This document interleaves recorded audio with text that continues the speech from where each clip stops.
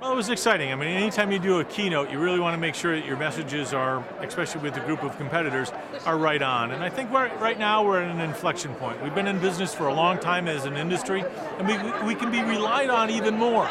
So I spent most of my time talking about responsibilities, some of the things that we have to deal with, why we're dealing with them, and really a call to action that said, we're in this all together.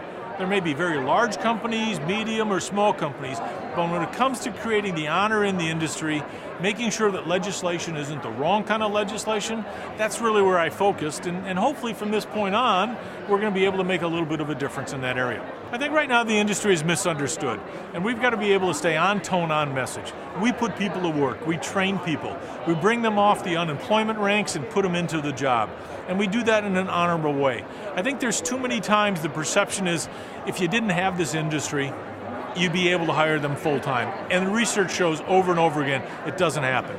We create fluidity in the labor market, and we need to do that with the highest quality and the most honor ever. Well, and I think what's really interesting is, it is about the client, and I'm not saying that in a cliche way. It's about the client, but when you see the expectations of the client, and then what they expect us to do from a margin, we've got to change some of that. We've got to be able to say, we can do that, but we got to charge for some of that because we've got to be able to continue to reinvest. So let's do it, but let's make sure we charge for it. I think meetings like this are really important to really get that framework, that philosophy of what we're trying to do, and then go out and work with the regional ASAs, work with the regional kind of political groups. I hate to say it because I'm kind of apolitical, but really get the message across to newspapers, trade unions, about the value that we bring to that individual and getting them back into the workforce.